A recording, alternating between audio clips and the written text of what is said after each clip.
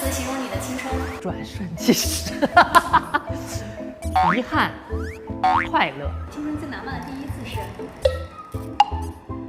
不知道。青春时期最想感谢的人是谁？感谢所有对我持有善意的人吧，我会觉得这个世界很美好，很暖。青春里听过最难忘的一句话是？默写全文。青春最疯狂的决定是？从医学院转学去音乐学院，我觉得这是一个最疯狂，在我人生当中都是很疯狂的一个决定。如果重回20岁，立刻想做的第一件事情是什么？我20岁在干嘛？哎，挺好的。我觉得就像这种就是也不知道怎么过去的青春，挺好玩的。你看我爸妈，哎，不是快问快答吗？不重要，不重要，不重要。再来一次，你还会选择出国留学吗？我不知道。我觉得我最满意的就是我现在我回去看任何阶段的我都觉得我不后悔。假如没有做歌手，你觉得你现在的生活是什么样子？哦，不知道，这个回答不出来。就是我自己都想不到自己会成为歌手，我怎么可能会想得到自己如果不是歌手？然后之前在其他的选秀节目里面做导师，然后看到这青春的弟弟们追求梦想，你是一种什么样的感受？加油！自己看他们的时候，你会觉得看得像以前的自己。突然明白了老师为什么当时一直会跟我们苦口婆心说很多我们当时好像感觉听懂了，但实际又听不懂的一些话。最能代表你青春的一首歌是什么？我印象最深的肯定是第一次听到唱歌这个东西，就邓丽君女士的歌曲。午夜独上西楼，月如钩，寂寞梧桐。谢谢。张姐，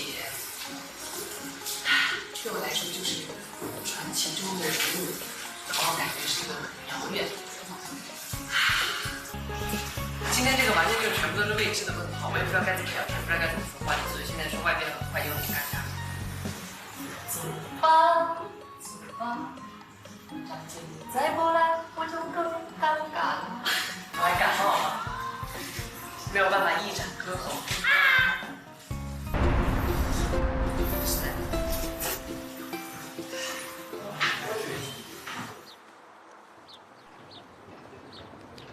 好尴尬呀、我紧张的要死。啊，我看见了，我看见张姐了。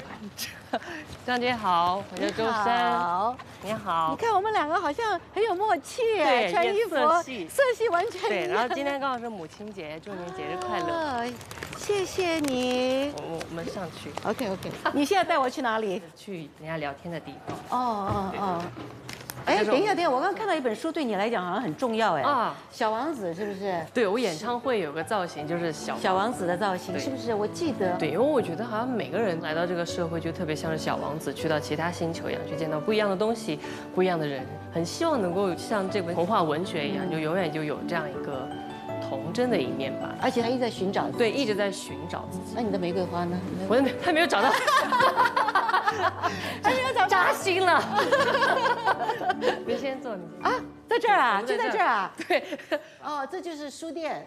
对，那我们先坐吧。好，我们先坐。哎，好尴尬呀。我以为你要带我去一个比较秘密的空间。比较秘密的空间是这里，对，哎这是个唱歌的地方唱歌的地方，不是我们常常讲说制作单位常常就要我们，坐下来访问啊什么东西的，我就觉得访问其实是一件很无趣的事情。我也这样觉得。你也这样觉得是不是？然后他们问我，因为我是一个比较容易紧张的人，然后他们就说，让我猜想一下跟张姐在一个什么样的情况下见面比较不尴尬。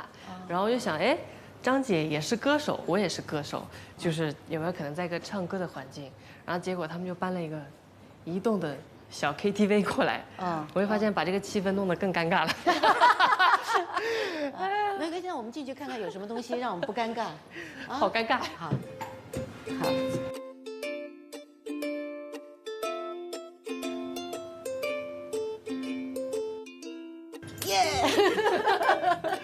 因为我觉得去 KTV 我感觉有种加班的感觉。我有一次呢，被人家在 KTV 唱了5次《爱的代价》，我从此以后我就不去唱 K。你不会被人家这样要求吗？我会，就让我一直唱大鱼。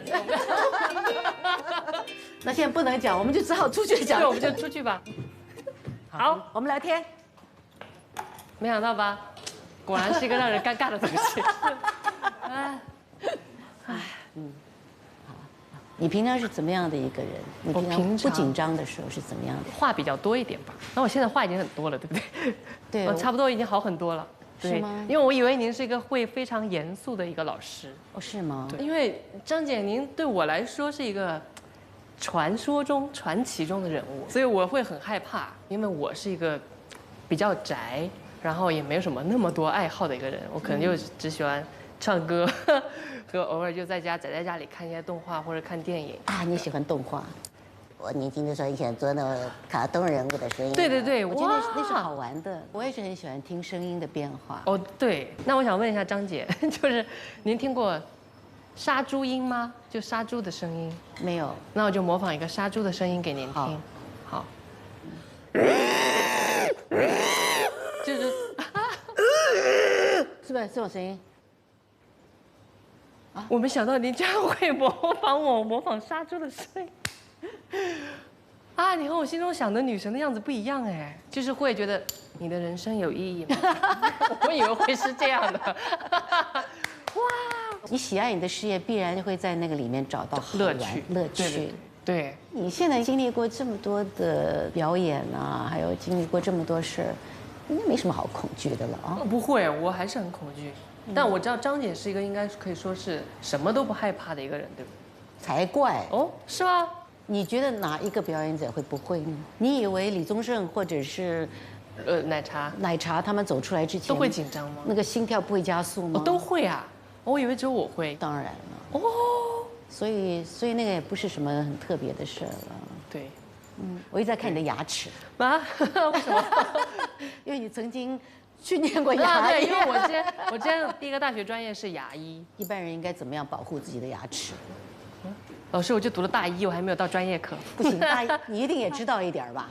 我，用牙线。老师放过我吧，我真的读过牙医，我真的只是忘记了，我也用不上来。没有，不过你专心的地方不在那儿嘛。一直很想问你的问题就是，你在什么时候突然觉得说，我就是要变成这个样子？哇塞，说实话，我现在还在找寻当中，因为我自己觉得我可能会比一些就是比歌手们会多一条路，就是要先让大家去接纳，就像我这样的身体发出这样的声音的这样一个状态。我相信你小的时候，因为这个声音，一定很多同学们笑你，超多。有的时候在小的时候，你觉得那个是一个很尴尬的事情，没想到到了大了以后，是变成你成功的因素。对，发现是被大家看到的一个非常重要的事情，真的是没有想到。对啊，所以多好啊！我其实觉得我会有一点点，迷茫。对，就是我到底要成为一个什么样的歌手？然后后面就发现自己最想做的事情，其实是想用歌声去接近大家。但其实我擅长的风格是离人很远的，对，所以我就其实有一点像是在挑战这个方向。我相信你一定还是应该会找得到的，希望可以成功。就好好的，我想到就是好好的利用你自己有的天分。哎呦，那我带你去个地方好不好？哦，那带我去哪里？你不要问嘛，我带你去嘛。啊，走，不要怕，你的经理人我来搞定。走。突然被带走了，去玩去，一切都很未知哎。你就去看动画。我比较喜欢，也没有只看。我喜欢的这些动画里面，它更多都是说的是人之间的一些羁绊或者是联系，所以我觉得我是一个很向往群居的一个人类，但是我又很宅，所以我觉得我就是一个很矛盾的存在。可能是在念书的时候，你并没有找到一帮朋友。是的，从小关系好的其实没有很多，还是比较内向吧，就不会那么的就敞开心扉去。然后自己又对自己有的一些东西觉得很害怕，人家看到，很奇怪。哇！我看见了！好尴尬呀！对的。师傅，刚才那状态特别好，但是我们走错路了，我们去 B 门。这个状态，我也不是演员，我演不出来。我刚才没敢去 B 门断你们，对。你那时候考的时候是考什么？我考的是艺术特长生，然后没考上。你是庆幸自己没考上呢，还是觉得遗憾自己没考上呢？我听完没考上这3个字很扎心。大型社死现场就是社会性死亡，就是我们经常用的一个网络用词。是什么？就是让你尴尬到想离开这个星球的一个场面，就叫社会性死亡。你们有太多的名词我都不懂，网络用语，没事不用懂。他们那天跟我讲往生啊，我说那往生不是死掉的人，这不叫对呀，往生？好不吉利哦。原来不是，是网络的。我很想体验一回大学生活。我之前在的那个学校都是1对1的。就其实没有那么多的大家一起住宿啊，一起生活的一个经历，所以还是蛮寂寞的。对，就感觉就没有那种大家群居的那种，对，出来一块熙熙攘攘、吵吵闹闹，对，然后大家一起可以吵个架啦，或者是讨论一些事儿啊，或者是说谁的八卦啦。对。其实我有想过，就很有可能世界上会有另外一个我，他就是跟我一样喜欢唱歌，然后他就顺利的读进了像可能重庆大学，然后他现在可能就在踢足球，那他会是一个什么样的人生？对，您有想过这个问题吗？我从来没有想过哎。对啊，如果说你今天碰到一个另外的你，你觉得这会适合你吗？说不定很适合另外一个在重庆读大学的我，也许他也会过得很开心，足球踢得很棒，跟我全部相反，很会游泳。骑单车很厉害，足球、篮球都很厉害，长得很高，这有可能实现吗？如果有可能的话，我很喜欢。OK， 那就表示那个并不是你，可是那个是你向往中的你。哦，不是吗？是啦，是。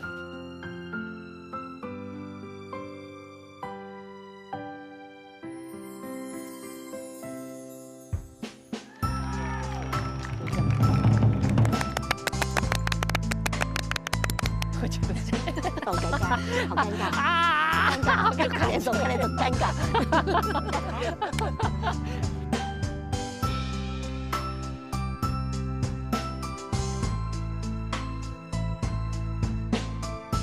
你好，你是风玉，对上号了都。对，都对上号了。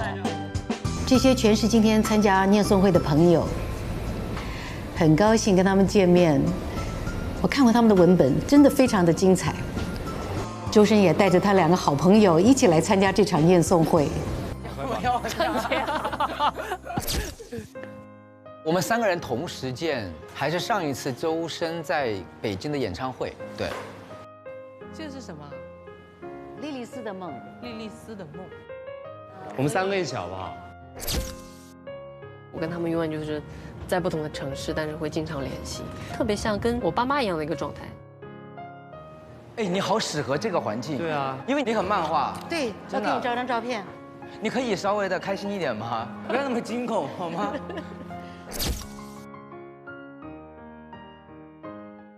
我们今天念诵会里面，我们挑了一些文本，我们可以看到一些不一样的人，也有一些人希望不一样，也不一定成功的。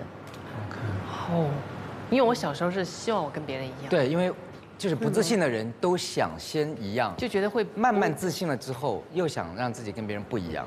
对，没关系。小的时候害怕成为异类，长大了又会害怕对成为，长大又害怕跟大家太一样。对，随大流。哇！哇！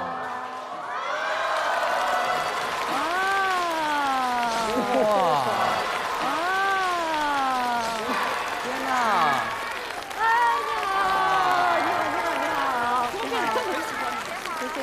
你好，大家好，大家好，Hello，请坐。今天我们请到的这个3个好朋友，他们3个都是好朋友，你们知道吗？知道。你们都知道他们现在是成功的这一面，对不对？那你们也知道他们曾经也经历过一些他们自己的一些很迷惘的时候，是不是？所以我们今天这念诵会其实要念的东西，并不是我们现在所写的东西，而是在他们年轻的时候、青春的时候。过去写的东西，或许现在看起来有那么一点矫情啊，有那么一点尴尬，可是都是我们成长的过程。那我们今天就是让大家一起来共同分享，有没有不一样的地方，或者我们有一样的地方，就到你吧。啊，这么快？不，你是可以觉得太快了吗？哎那要不要休息一下？不用。我取了一个特别矫情的一个名字，叫做“我不是在最好的时光遇见你们，但遇见你们成就了我最好的时光”。哎，你这个起标题的名字，感觉还是很像你12岁写的东西。真的。好了，哎，我很认真的。好，就小时候的周深，也就是我本人啦，是个连说话都会脸红，一害怕害羞就会尴尬的挠头咬指甲的一个小男孩儿。他特别喜欢那种隔着屏幕跟网线另一端的朋友唱歌给他们听的那种安全感。他还有个名字叫做卡布。但他心中一直都有一个很小的，但是又非常沉甸甸的梦想，就是希望能够有更多的人听到他唱歌。有一次参加一个节目，在台上站到的那一刻，第一次那么大声地听到了自己的声音，他紧张到破音，他听到了观众的窃窃私语，啊，他这个样子，那他会唱歌吗？那个时候世界很大，但是他很小。他时常怀疑，哎，歌手是会和自己有关系的一个事情吗？但是这个幸运的男孩终于遇到了很多跟他一样有梦想也闪着光的一群人，他们愿意把自己身上的光借给这个男孩，让他去追逐自己的梦想，去到越来越大的舞台。那个小小的梦想在逐渐成真。然后现在的我。特别也想替从前的他感谢每一个听过他唱歌的人。正因为你们的聆听，才让这个小小的梦一步一步变成了今天的现实。还有一点非常重要的话，也希望你们不要害怕自己的不一样。也许它给你们带来过伤害，但是也因为我们的不一样，我们的光才更加闪耀。永远不要忘记自己有光，也永远不要忘记自己有梦。好能写啊！干嘛念好尴尬哦！不尴尬，挺好的。真的都是我的心声、真情实感，就是，对，分享一下。很多人都很需要别人的认同，才能够长大，是不是这样子？我在高中的时候会感觉别人注意不到我，然后后来用了一些很错误的方法去表现自己。为什么要人家一定要看到你？那有的时候可能我们需要外界的声音来不断的去证实自己我能行，但同样我们还有自己独立思考的那一面，去面对自己的内心。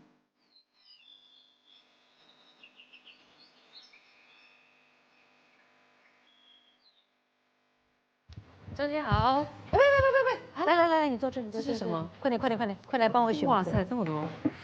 青春畅销书作家，青春畅销书作家还有谁呢？刘同，这是日记吗？是，应该是吧？他说这什么歌啊？正歌啊？他说我是该变直的时候了。我是该质变的时候了。哦，质变的时候，变质，变质，那是过期了，坏了。对，对呀，走味儿了。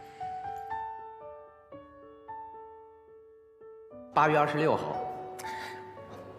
郑哥的每一句话都似一把利剑刺进我的胸膛，啊！我就看着他把那把剑插进去，然后拍拍手上的灰，转身而去。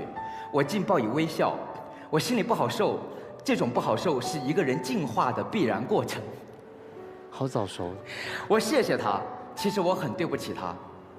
我是该需要一个人安静地坐下来，找一个可以谈心的伙伴说说这些故事和自己的感受。再坚强的人内心也是脆弱的。我在写什么啊？生活在一个圈子当中，不再被逼疯，已经是一件很了不起的事情了。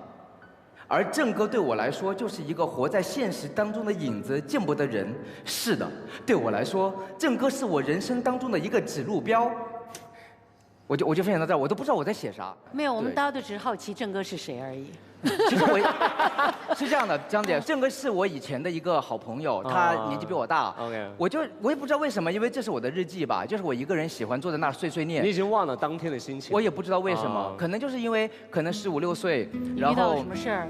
对人生有很多的想法，又觉得自己不够优秀，然后就觉得说自己是不是应该改变，然后获取更多人的喜爱。哦。其实我在20多岁都是谄媚型人格，直到我大概20多岁之后，我突然意识到，我每天被朋友控制情绪这件事情是一件很糟糕的事儿，我就开始果断和他们绝交。开始怎么样认同你自己写的东西的时候呢？35岁左右，我才认同我自己真正写的东西，是因为其实我是31岁的时候出版了我的第一部被更多读者知道的书，叫《谁在其中不迷茫》。因为那本书很奇怪，那本书其实有点像今天这个日记。所以当时出版社说刘同你30岁了，你应该出一本书纪念你自己过去的10年，然后就选了我很多的日记。我看到那些日记的时候，我都觉得好夸张，好恶心，我就不想把它放在书里。但是那个编辑又跟我讲说，他说刘同你可以把这些删掉，但是你要记得，你删掉不代表你不是这样的人，只代表30岁的你不想承认你过去是那样的人。我觉得他讲得很对。于是呢，我就把那些书出版了，确实，很多人很喜欢，但是也有很多人觉得写的是什么鬼，所以那个时候其实对我来说自己心理压力很大。但我到了35岁，我再也写不出这样的东西的时候，我才意识到，哇，我好棒，我真的把最年轻的、最幼稚的、最真实的自我给记录下来了。所以那一刻我就觉得说，我好厉害，所以不要害怕，你年轻的时候觉得很矫情、很恶心，当你现在厉害的时候。你才要感谢过去的那个自己的矫情。是，谢谢。对，谢谢。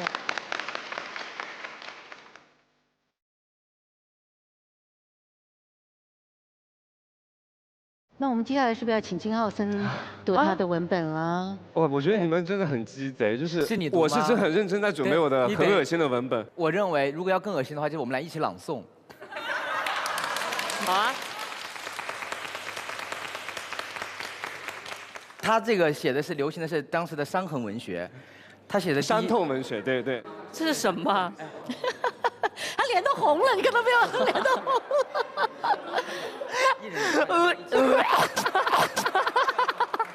一人一句，然后再一起合，太可怕了，这节目太可怕了。来了，要开始了吗？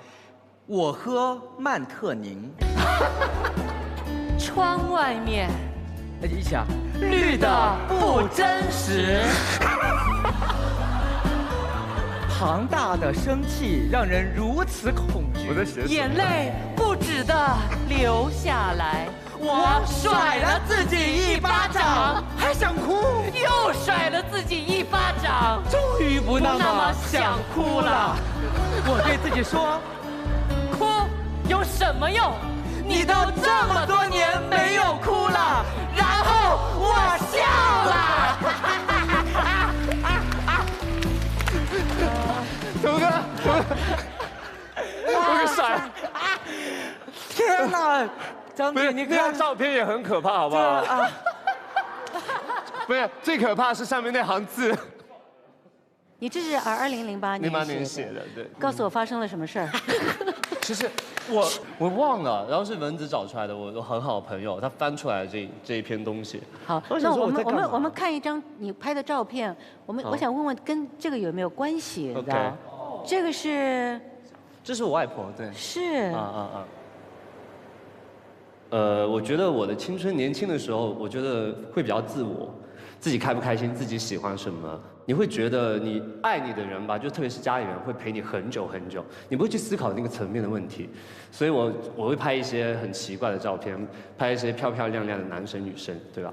然后其实到了2019年夏天，因为那个夏天对我来说太难了，就是比如我4月份我知道他生病以后得了胃癌晚期的，我就一直在老家待着，我就每天坐在那个很矮的椅子上，他就躺在一张比我更矮的椅子上，然后躺着拿输液，每一天我都陪他输液，然后我每一天对着的画面就是这个，因为他头顶对着我这样。其实，在这个2019年夏天之前，我拍了那几年吧，我拍了很多他的生活常态。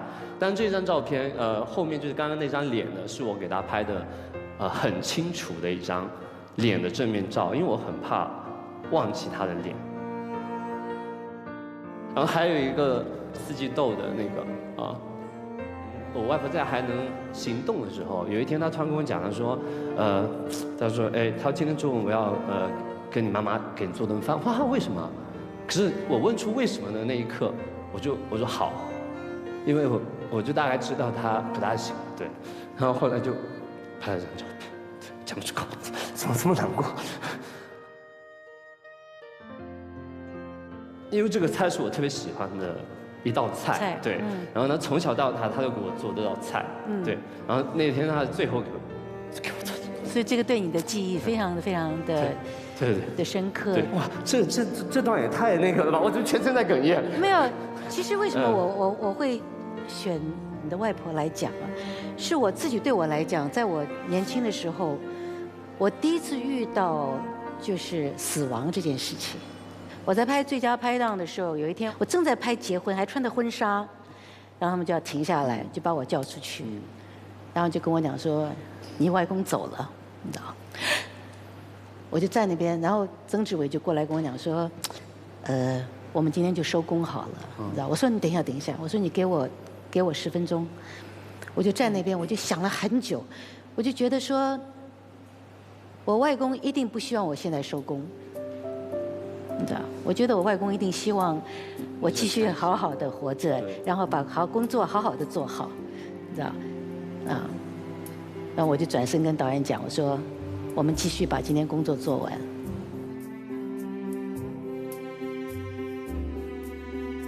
所以有时候这样想一想，可能你接下来就会觉得说，其实你的外婆会希望你对。活得更开心，后来就自己会去调整，对，但是那调整时间比较久一点啊。是，那一定的。谢谢。谢谢。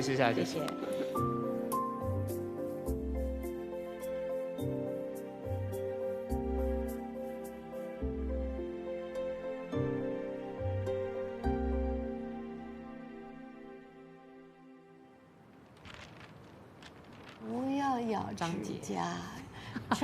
真的，我都知道，从小到大，我爸妈都因为这打我，有吗？有，我爸妈一看到我咬指甲就拿筷子敲我。敲你啊？就是会下意识的就去咬。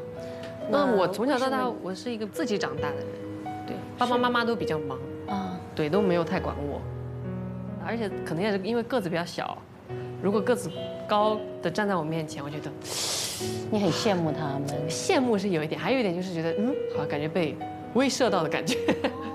对，就不知道，就一些心理活动。你是什么时候你觉得你自己跨过了那一段？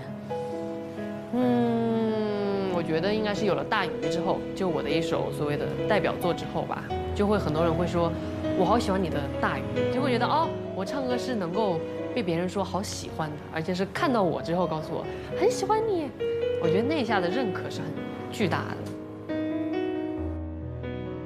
是不是每个人一定需要别人的认同才能长大呢？大家好，我是108线演员冯玉。曾经的我为了不一样，横冲直撞到迷失自我。我以为只要到了台湾就会有机会拍到戏，看了无数片尾，抄了无数号码，给制作公司打了无数电话，终于得到了录一期节目的机会。2012年12月，毕业4年了，一个社会大学都念完了，有时候都不知道该如何面对接下来的人生。比如你想成为一个演员，你可能觉得去横店、去北影门口蹲个3天3夜，每天捧个窝窝头，用忧郁的眼神，就会有导演看中你。哇哦，你就是下一个梁朝伟。但其实很多时候，年轻的想法可能只是欲望，不是真实的理想。2018年3月，谢谢。哇哦！我也很好奇，你在台湾后来上了一个什么样的节目啊？特别想上大学生了没有？所以我疯狂的给制作单位打电话。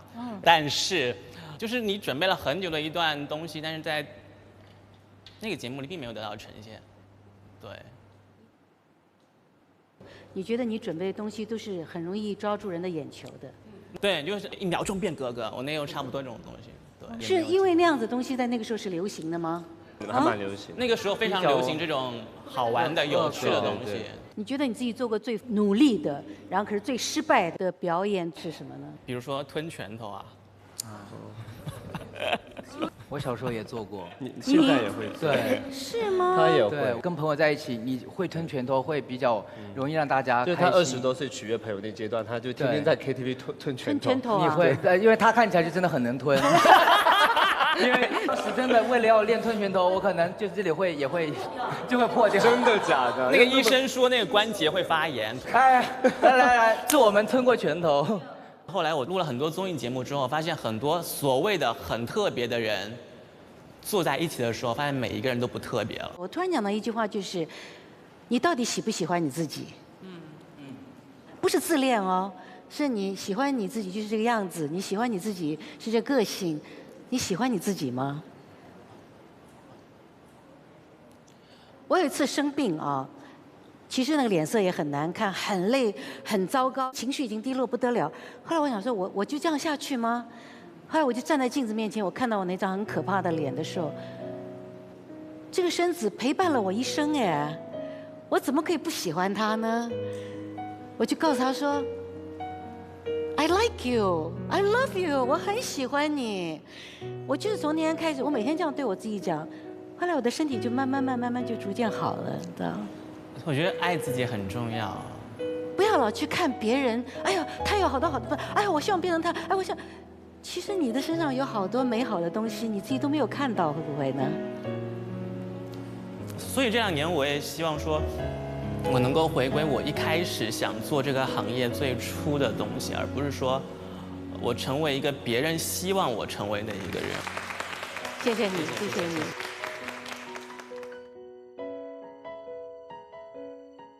大家好，我是龚凡，龚字真的龚，不平凡的凡。那今天呢，要带来的这个文本是我在高1时候的一篇日记。2005年3月9日，从开学到现在，我被班主任、生物老师、政治老师还有年级组长轮番教育。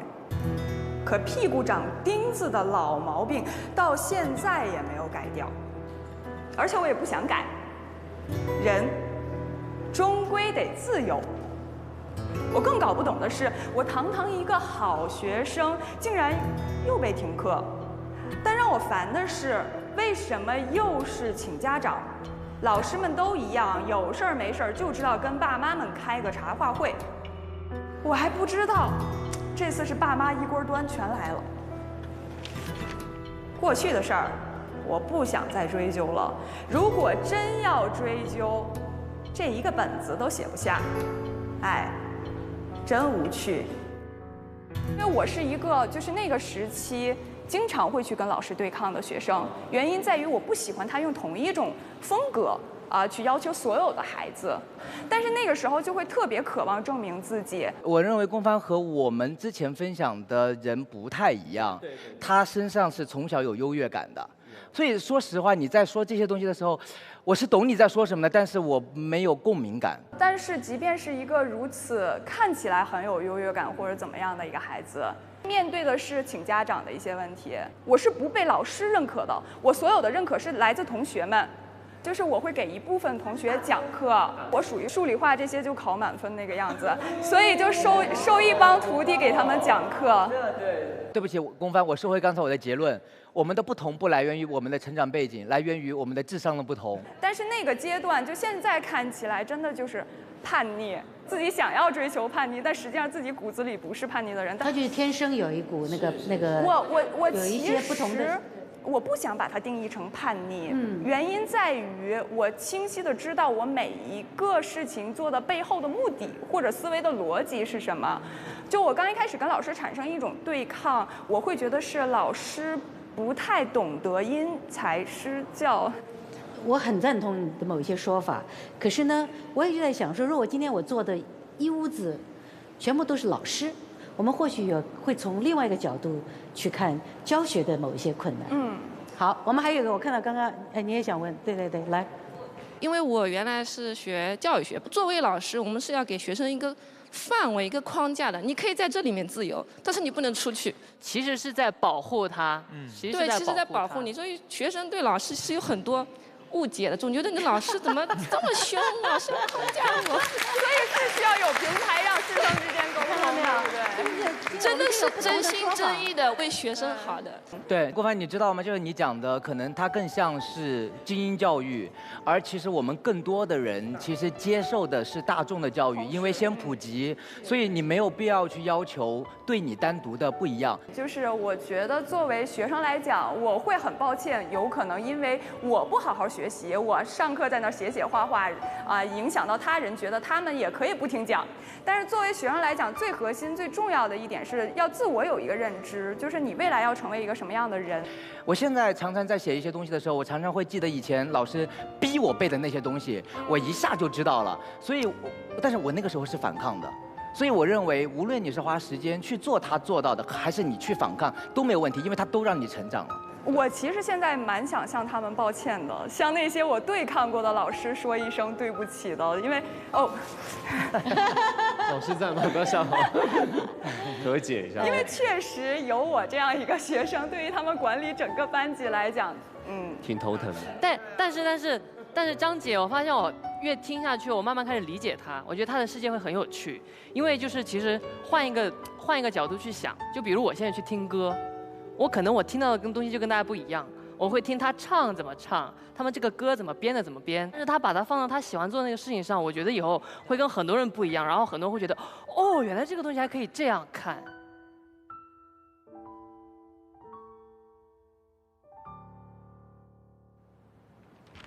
小的时候往往都是很难去接受自己的不一样的，就小的时候我们一直都在想方设法的变得跟大家一样，就像尤其是我变声期，男生变声期的时候，大家声音都越来越只有我还在嗨嗨嗨，那个时候就觉得，哎，为什么我的声音跟大家不一样？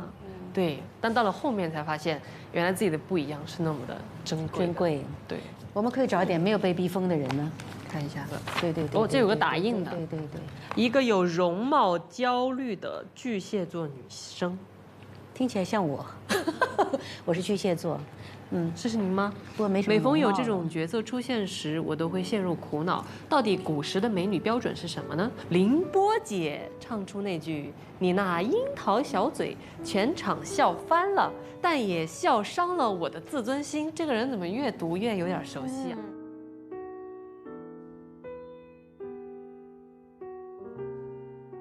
在疗伤的过程当中，我学会了独处。我窝在那巨蟹座的硬壳里重建自信。我拒绝自恋，虽然我认为那是很多演员必须有的一个经历。天哪，我才不要变成一辈子躲在这个巨蟹壳里呢！千万不要期望全世界的人都喜欢你，千万不要相信自己可以成为一个最完美的人。我觉得最后这2句实在是太有用了，因为就是没有这样的人。而且也不可能，任何人都不可能变成这样的。可是你还是会担心啊。对，因为我是一个比较纠结的人，而且我以前没有像现在话这么多，现在说的太多。以前就是很多时候会自己心里去嘀咕，我如果不做会不会让他不开心？会不会如果这样做会不会让他更开心一点点？或是我这样做这个选择会不会让大家相处得更融洽一点？就是我一直觉得好像。希望全世界可以也不叫希望大家喜欢我，就可以照顾到大家。到后面发现根本就不可能，你这样只会把自己逼疯。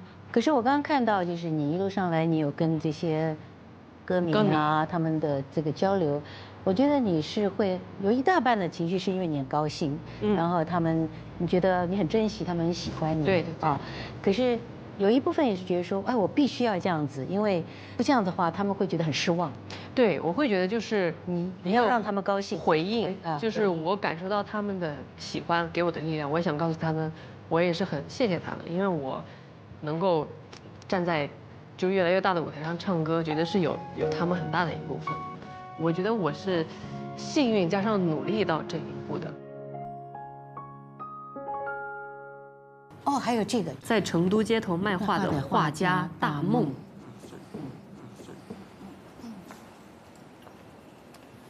能听到吗？先介绍一下自己，就是我叫大梦，就是做梦的梦。然后呢，其实我受伤之前是一个建筑工程师，给我定义说是画家，其实我根本就不是什么画家，我就是一个画画的。后来因为一场，其实就是个意外嘛。然后我以前可以跑啊，可以打篮球啊，可以扣篮啊。然后现在我坐在轮椅上，其实就没有别的，没有太多，就是这样。然后我这篇日记也很简单，就是真的刚才听了大家的，我觉得我这个就是小学3年级的水平。没事，有我垫底。没有你，没有你，我刚才以为你那能垫底，后来发现我。你很没有礼貌。后来我一听完你后面呢，我就觉得我这个真的是就是，这我先说一下，这篇日记是我就是摇着轮椅去北极追极光的时候在路上写的。当时就是挪威的首都从奥斯陆到贝尔根，它有一段火车必须坐火车6个小时。而且听说你们刚去的时候一直都没有看到。对。一直等待等了很久。一共是18天。对。然后最后就是最后一天才看到，然后终于也算完成了自己的心愿。其实一会儿我说吧，因为那个心愿就不只是看到极光那么简单。是。先分享一下我现在这篇小学3年级的垫底。你最好能够帮我垫个底啊。对，我帮你垫底。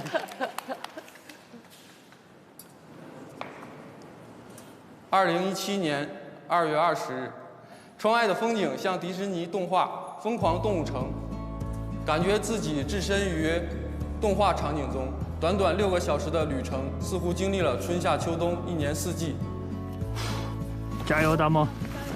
列车穿过座雪山，在高海拔的时候，雪大到看不清窗外，只有白色；而在低海拔的地方，冰雪融化形成了瀑布，阳光照下来出现彩虹，草木是黄色的，再过一会儿，又是一整片绿色草地。我开始不停地拍照，想要把这一切的美景都记录下来，拿回去给我的爸妈还有他看。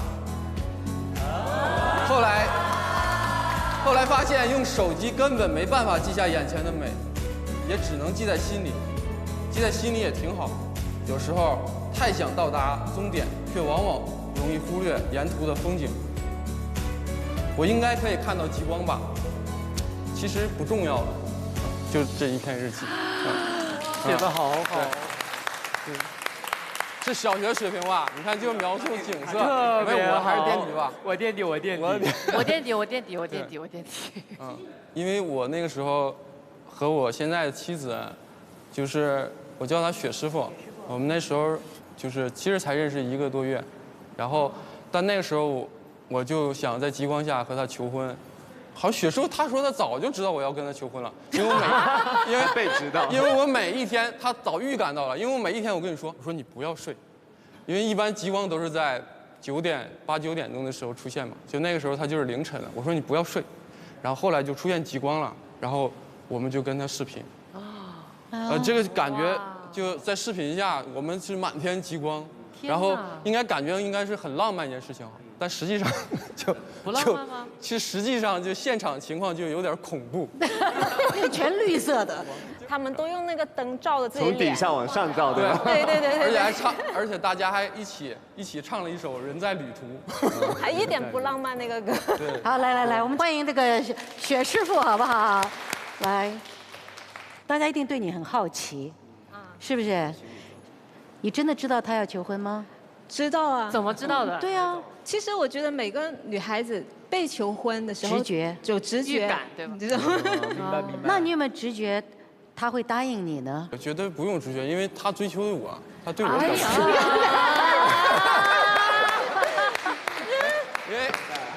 因为就是我是受伤之后我就画画，他是买我的画。没有，其实大家好像听大萌现在讲他的故事，好像很轻描淡写，好像这个事情就是当初就是个意外嘛，就是说，可是不是那么简单的，对不对？只是命运的某一些安排的时候，你用了一个很正面的方式去面对它的时候，对，你的路突然间可能开了另外一条路出现了。真的是这样的，我妈妈就有一次跟我说。哎呀，你摔了，你要不摔你也找不着这么好的媳妇儿。我说我妈能这样说，我说妈你不能这样说，就我说你这真的是。其实我真的是经常把这些都忽略掉的，因为受伤坐在轮椅上了，就是可能有点很惨啊或者怎么的，就励志啊。其实我不喜欢励志这个词，我觉得励志的词就没有温度的。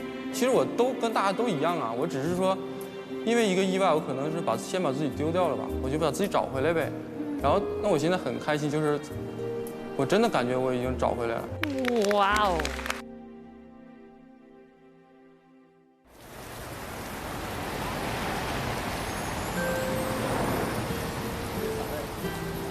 老板，来碗面。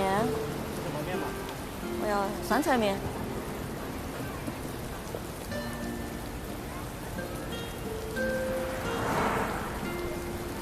好像在每个城市长大，会遇到的青春，会经历过的，都可能会影响到你成长有那么一点点不一样。可是又是那么的好玩。每一个人的故事都是那么的感人、珍贵，有爱，有迷失，有后悔，有遗憾。我觉得每个人都是不一样的。可是每个人的心都是一样的。谢谢。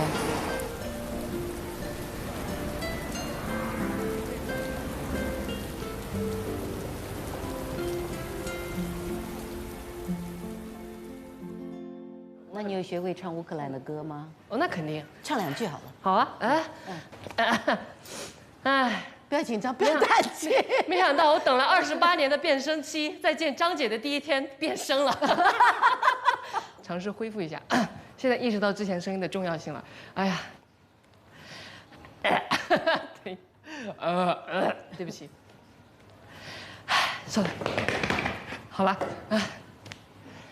Lety žuravочка stará, nad neю дивні хмари, нема у неї журавля, нема у мене пари.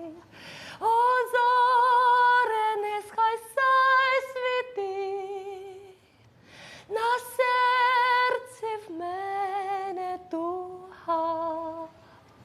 Лети, журавочка, лети, за себе і за друга. 可能别人会说我有点娘，或者说性格会比较软弱，然后长得也可能有点偏向女孩。这种东西我觉得就是我自己身上的东西，是我的特质，所以我做选择题的话，我还是会去选择和别人是不一样的。之所以选择艺术这条路，其实就是要保持和所有人都不一样，这样我才能创作出独一无二的作品。其实我自己就是一个特别在意别人看法的人，一开始觉得自己一个人真的并没有那么舒服，就会觉得和别人不一样了。其实可能还是有完完全全和我一样是一个人的人，所以我也不是特别的那一个。如果班上的同学都是剪了一个发型，我就想去剪一个和大家不一样的。为什么要跟大家一样呢？如果世界上所有的人都一样，那你就不是你了，你就是淹没在众人中的一个渺小的存在。今天来这边是有什么热乎？报一些华健以前一些糗事，尽力回忆一下我们40年前的话。哎呦呦呦呦呦呦呦呦！你是真的吗 ？Oh my god！ VIP 会员每期专享惊喜彩蛋，更多高能片段等你解锁。西西弗在这里越见青春。感谢独家社交平台微博、首席合作媒体新浪娱乐、微博纪录片、新浪综艺对本节目的大力支持。我的高中年代都是在郁郁寡欢、胆战心惊中度过的。